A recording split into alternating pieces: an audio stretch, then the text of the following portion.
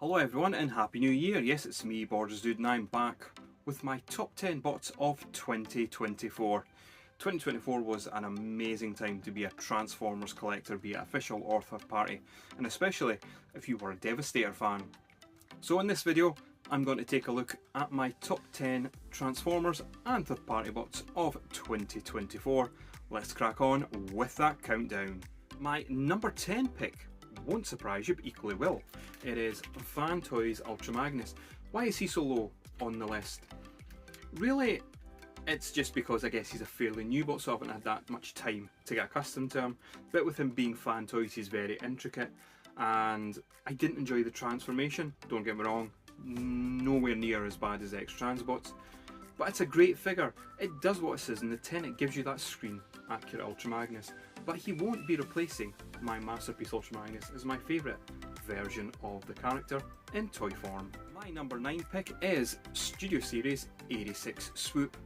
In 2024 we finally were able to complete the Dinobot team, and they ended it with a bang. A lot of people's favourite is Swoop, and this is a great figure with a great transformation, although that chest split is a bit scary in my opinion, but overall a really great figure, and it was so nice to finally complete another team of Autobots. My number 8 pick is Studio Series 86 Bumblebee.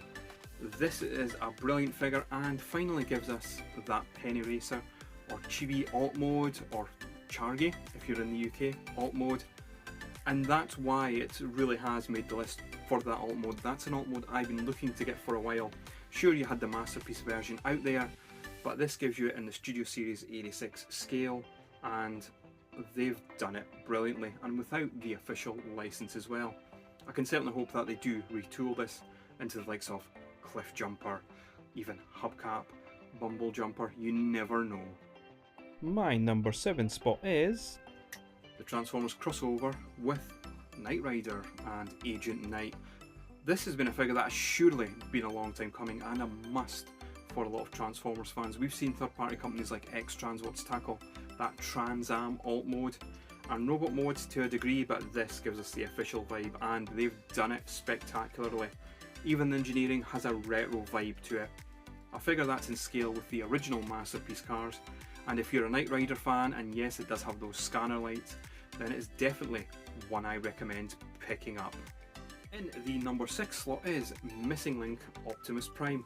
It wasn't a figure I was going to pick up in 2024, but all those lovely pictures and reviews out there gave me the old FOMO, and I'm glad I did pick it up. It's a fantastic update of the Generation 1 mould, a nice reimagining, and yes, Hasbro has done their own version, and I would definitely recommend picking that up if you can't get a hold of the Missing Link version. Either or, if you want a nice G1 looking Optimus Prime, you can't go wrong here. We're at the halfway point now, so I think that's time to give a few honourable mentions, starting off with Craftsman Toys Nose Cone. This is a really great figure and nicely done in Legend scale by Craftsman Toys. A figure that I picked up on a whim because there was really nothing else in Smiths at the time, and I'm glad I did, which is the retool of Tarn into Bludgeon. This is a fantastic figure. I love the Bludgeon colours, they really pop on this mould, and that head sculpt is just epic.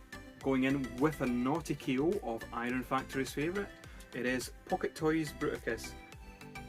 Nicely done. Obviously it's a bit cheaper, and a lot of people have had some horror stories with this copy of the mould, but I've been lucky so far anyway, and I'm really glad I did pick it up, as there's no way in heck I'd be able to afford the original. A lovely gift given to me by Dave Nipples, or Dave Wayne, was the Studio Series 86 Rumble. A figure that I missed out originally, even though I had ample opportunity to pick it up, but Dave kindly gifted me this figure and it completed the team of Frenzy and Rumble and the majority of my Soundwave cassettes, and I'm so glad to have him in my collection, and it was a nice gesture from Dave Nips. My good friend Retro Prime also gave me 2 Hot Wheels Bumblebees, yes, the yellow version and the gold variant, which I'm ever thankful for. I'm not a big Hot Wheels collector, he definitely is, but to have them in the collection was just superb. My number 5 pick is Iron Factory Leo Zack.